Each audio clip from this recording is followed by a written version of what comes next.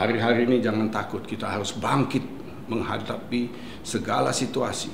Sebab kita nggak boleh lemah. Kalau kita lemah, kita akan terseret.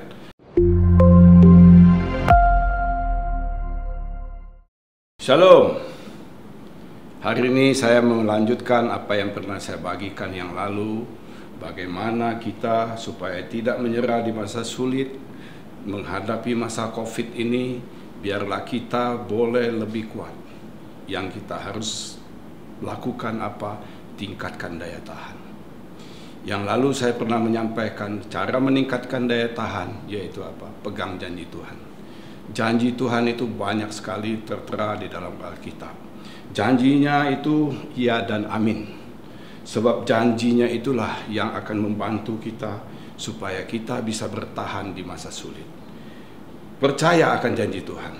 Pertama, mengampuni, keselamatan, hidup kekal, hikmat, kebijaksanaan, kesembuhan, dan masih banyak lagi janji-janji Tuhan.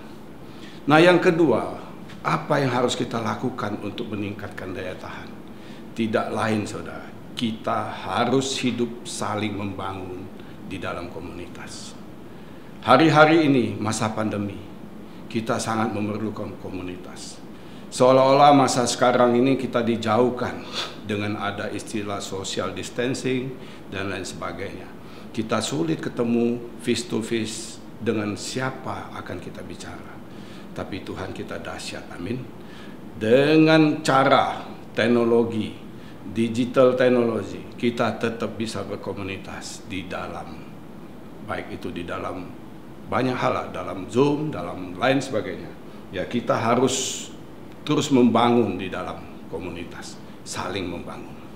Nah, ini adalah saat yang tepat untuk kita bersama-sama saling menyatakan, saling menguatkan, saling membagi kasih tanpa ada penghakiman di dalamnya, dan juga saling menjaga harapan akan masa depan supaya menjadi nyata. Amin. Ini adalah titik balik yang harus kita alami selama kita berada di dalam komunitas, ya. Kita harus menyerahkan penuh hak kita supaya kita di dalam komunitas bisa bersama-sama saling membangun. Kita juga harus, ya, sadar bahwa segala sesuatu yang kita miliki itu bukan milik kita, itu semuanya milik Tuhan. Amin. Baik itu pekerjaan saudara, baik itu usaha, baik itu bisnis, baik itu kesehatan, baik itu keluarga dan lain sebagainya, itu semua adalah milik Tuhan. Nah, untuk bersama-sama di dalam komunitas ini supaya kita bisa bertumbuh dan supaya kita bisa bangkit dari mungkin keterpurukan atau kegagalan, kita harus bersama-sama membangun di dalam komunitas. Kalau hari-hari ini saudara mengalami masalah, jangan menjadi lemah, jangan menjadi khawatir, jangan menjadi takut. Ya, Tuhan itu tidak menciptakan manusia untuk hidup sendirian. Tapi Tuhan dengan jelas mengatakan, tidak baik kalau manusia itu sendiri saja. Ya, hari-hari ini seolah-olah kita dibatasi oleh pembatasan-pembatasan yang tadi saya katakan, mungkin dalam hal sosialisasi. Ya, tapi itu jangan khawatir, saudara. Kita masih punya cara lain, ya, masih punya cara lain, yaitu dengan streaming, dengan ketemu, mungkin video call dan lain sebagainya. Kita tetap berada dalam komunitas. Hari-hari ini jangan takut, kita harus bangkit menghadapi segala situasi. Sebab kita nggak boleh lemah. Kalau kita lemah, kita akan terseret, maka kita akan menjadi kering, bahkan kita akan menjadi lesu, ya. Pengkhotbah mengatakan dengan jelas, Pengkhotbah 4 ayat 9, berdua lebih baik daripada seorang diri, karena mereka menerima upah yang baik dalam jerih payah mereka. Ayat 10 dikatakan gini, karena kalau mereka jatuh, yang seorang akan mengangkat yang temannya, tetapi orang yang jatuh yang tidak mempunyai orang lain untuk mengangkatnya. Juga kalau orang tidur berdua, mereka akan menjadi panas. Tetapi bagaimana seorang saja menjadi panas? Dan bila mana seorang dapat dikalahkan, dua orang akan dapat bertahan.